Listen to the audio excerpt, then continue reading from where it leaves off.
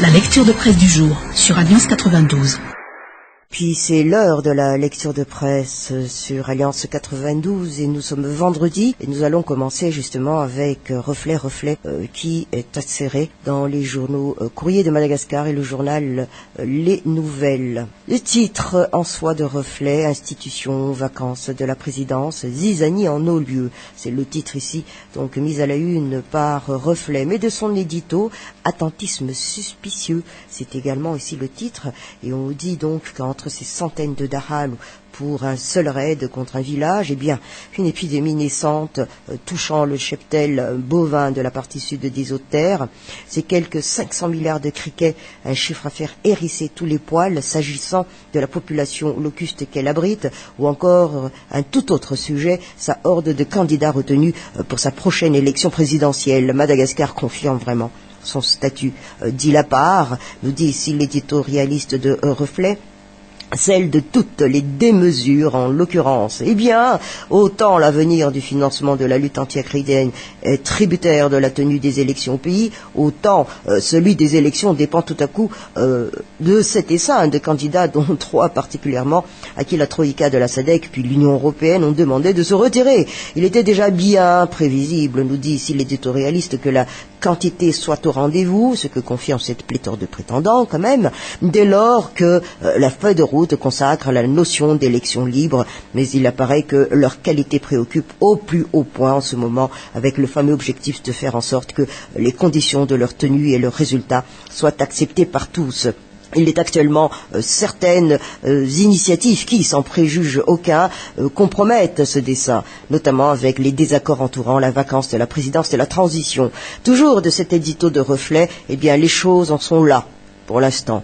Et tout le monde semble vouloir se contenter de se regarder en chien de faïence jusqu'à ce que la date fatidique des démissions en série arrive. Et sans aucun doute, les politiques mènent de nouveau ce processus de sortie de crise au hasard des jours et au gré de leurs humeurs. Nous achève cet article ici de Reflet.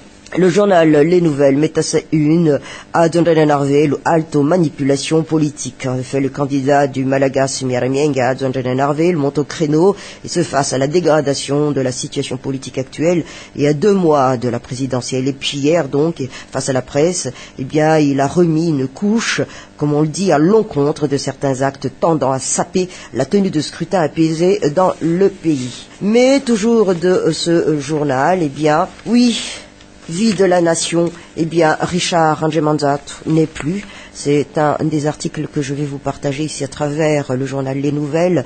Oui, le pasteur Richard Rangemanzat, une figure incontournable, une légende historique, et un grand homme de la nation a tiré sa révérence. C'était hier en France à l'âge de 83 ans. Et donc mathématicien, philosophe et théologien, le pasteur avait une autre vision de la politique et cet art de se mettre au service de la population et de la société. À l'âge de 17 ans, nous relate ici cet article du journal Les Nouvelles, il a déjà assisté aux événements de 1947. Étudiant, il s'engageait dans la lutte nationaliste et participe à différentes organisations estudiantines. Et ce fut pour lui, comme il le déclara, un apprentissage pour la direction des réunions et surtout une formation méthodologique sur l'analyse des situations. Pour dire, nous dit ici le journal Les Nouvelles, que sa mission politique se conjuguait avec sa vocation religieuse et c'est pourquoi, après ses études, c'était en 1958, et sa nomination en tant que pasteur en chaire du temple FJKM d'Ambuitaté, il a fondé le parti Congrès pour l'indépendance de Madagascar, plus connu par l'AKFM. Et ce grand début dans le domaine de la politique a été aussi marqué par son élection au poste de maire d'Antananarivo, et c'était en 59, puis en 1960, une année après donc, il a arboré le statut de député, mais après sa nomination au sein du Conseil supérieur de la Révolution sous la Seconde République, rappelons-le, le pasteur a renoncé à ses 2 fonctions, et à titre d'histoire, nous dit-on encore à travers cet article, le pasteur était président du Conseil des Églises d'Afrique et membre du Conseil économique des Églises de Genève, sans oublier son poste en tant que directeur de l'Institut chrétien pour la paix.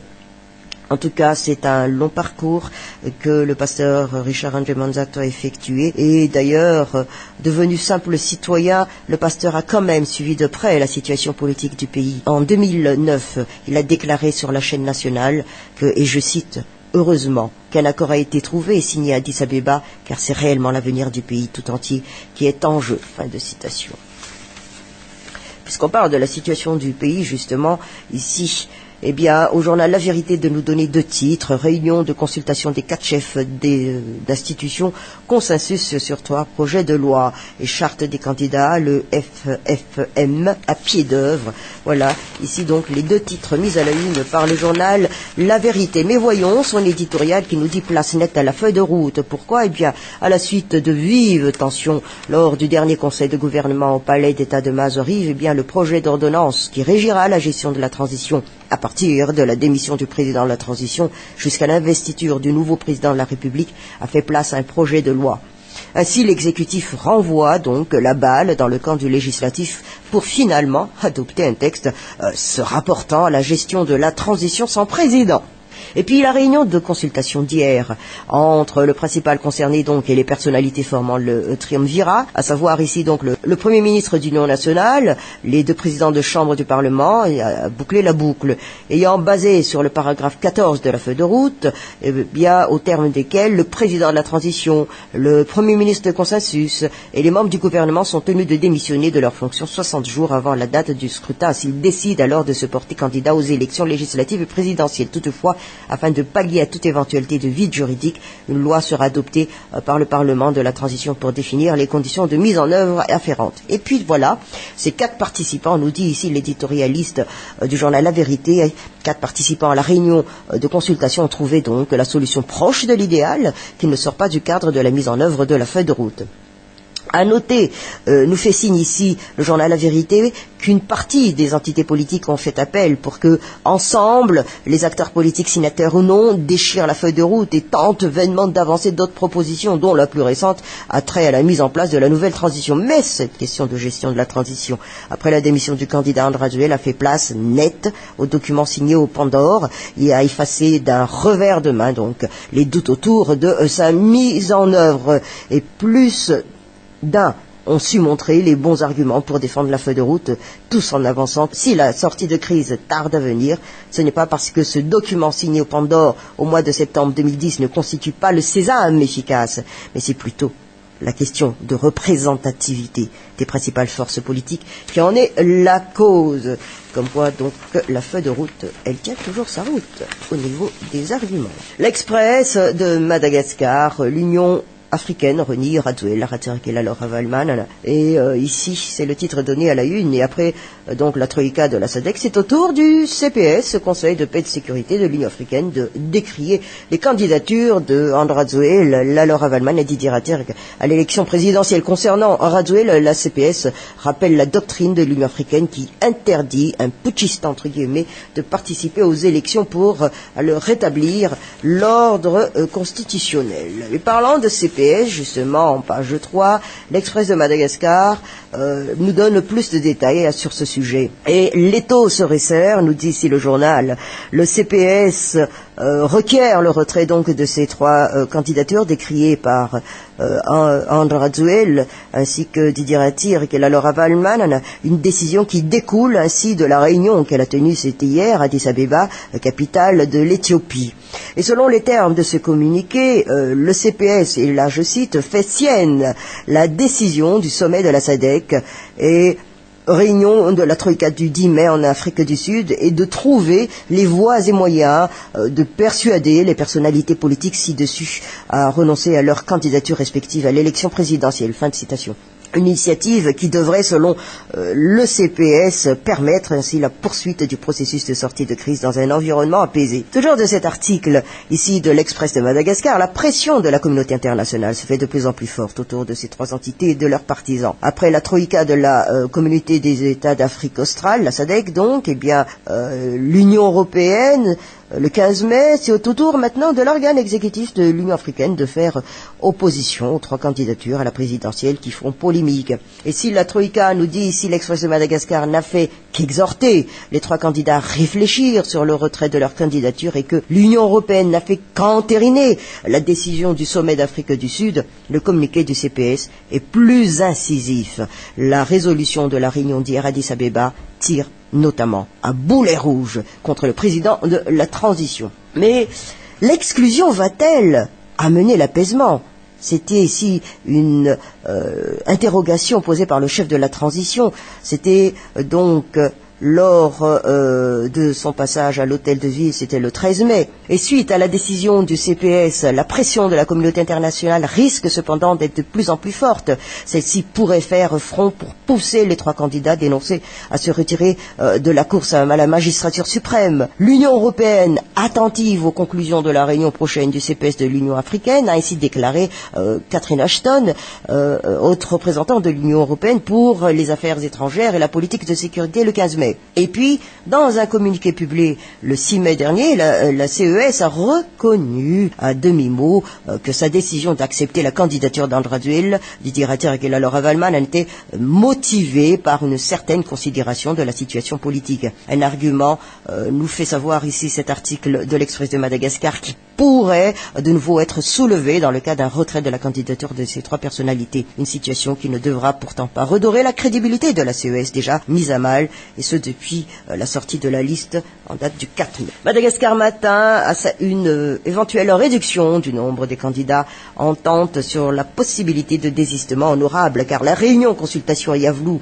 entre le président de la transition et les présidents de chambre du Parlement a permis de trouver entente sur la procédure à suivre dans la confection de la loi régissant les vacances de pouvoir et d'établir un accord de principe pour donner une nouvelle crédibilité à la CES.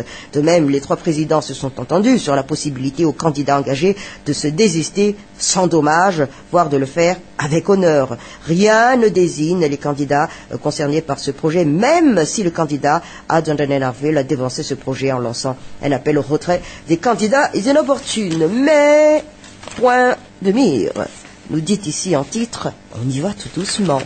Eh bien, point de mire qui se trouve à la page 15, c'est reparti de plus belle, cette fois-ci, c'est au tour donc de l'Union européenne de fustiger Madagascar au sujet des candidatures controversées d'Andradouil Radziwiłł, Didier Ignace Ratter et de Laura Wallmann. Toutefois, elle reste mitigée dans ses déclarations, sans condamnation, mais avec virulence tout de même dans ses communications. Reste donc à savoir le mouvement et attendre stoïquement, on nous dit ici point de mire, l'installation des tableaux d'affichage pour que les élections présidentielles, tableaux qui, soit-disant en passant, feront dans les 50 mètres de long avec l'effectif pléthorique des candidats. Décidément, on nous dit ici de mire, on nage en pleine extravagance avec bulletins géants format A3, sans compter la taille de l'enveloppe, ni la taille de l'urne, ni etc. Mais au fond, personne n'en a cure apparemment, ce ne sont que des détails matériels, que de soucis jusqu'à la date fatidique, entre parenthèses, du 24 juillet, que de déboires depuis quelques mois pour le respect de cet étrange code électoral qui s'avère, somme toute, un tantinet trop compliqué pour être suivi à la lettre. Reste donc à attendre patiemment que la Sénite finisse de dévoiler aux électeurs ce bulletin unique de format A3 de tous les espoirs, comme nous le dit ici point de mire, le premier prototype étant en principe présenté aux candidats. Il faut au moins ça, c'est vrai, avant de tirer les 11 millions d'exemplaires de ce bulletin. Et cependant, que les politicards s'occupent, la vie continue pour le commun des Malgaches, qui se retrouvent confrontés aux aléas de la vie, subissant sans brancher les os de coups de la vie, et personne ne bouge d'un csi à l'annonce d'une énième hausse des prix du carburant qui se fera incessamment blasé ou abruti.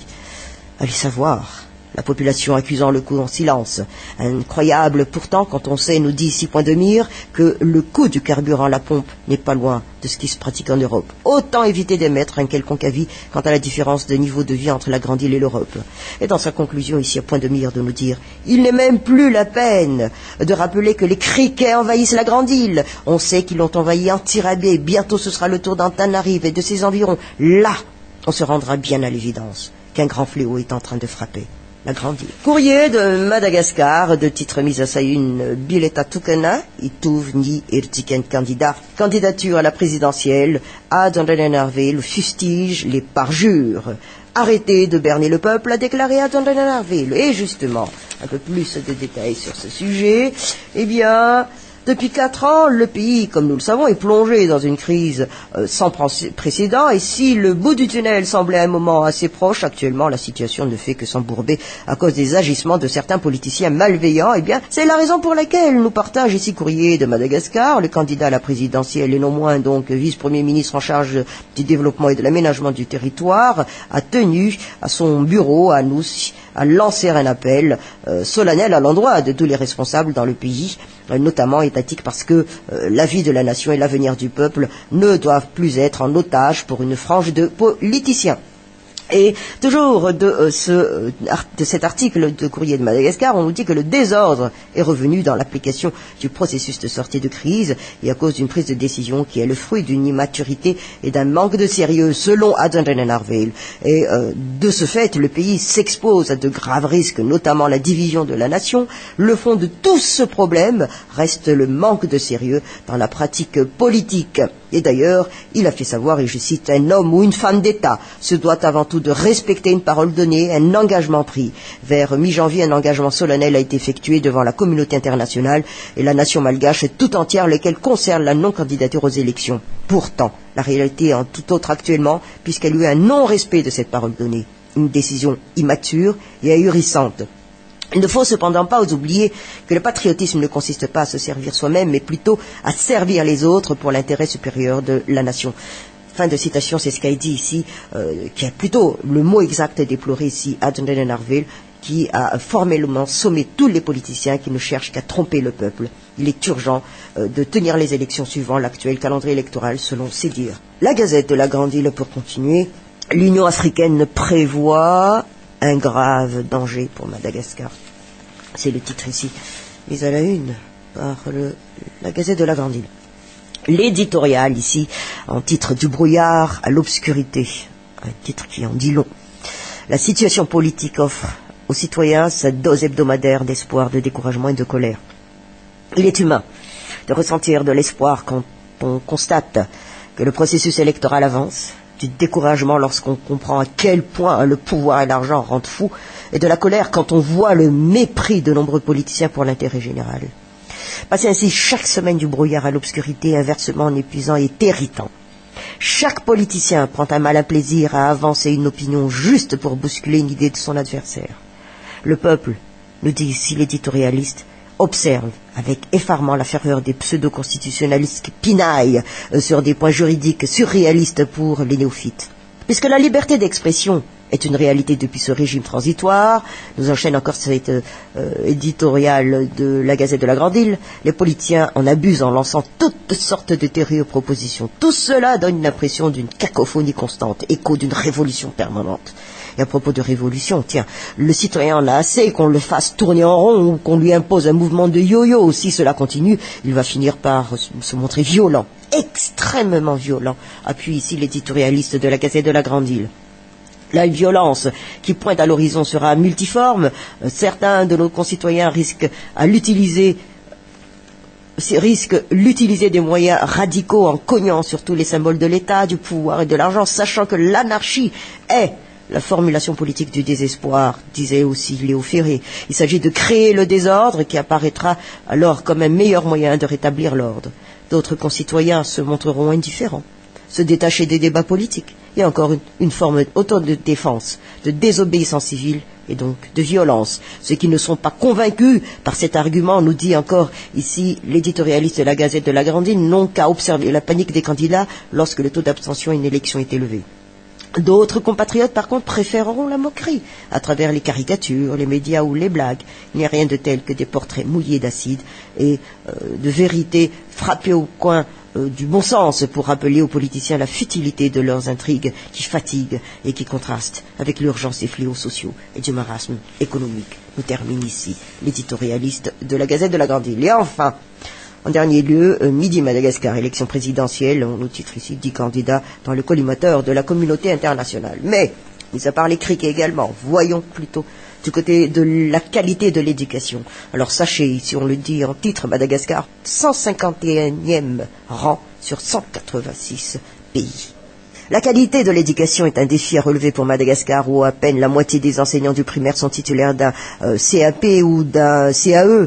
Un peu moins de la moitié des enseignants du primaire à Madagascar ne sont pas qualifiés. Sur les 102 000 enseignants du primaire, publics et privés confondus, eh bien 58 000 sont titulaires d'un CAE ou d'un CAP, soit autour de 57%, nous donne ici en chiffre Midi Madagascar. Une situation qui a forcément donc des conséquences sur la qualité de l'éducation dans le pays, car dans ce domaine, Madagascar se trouve donc 151e rang sur 186 pays, et ça c'est selon l'indicateur de développement publié par le PNUD pour 2013.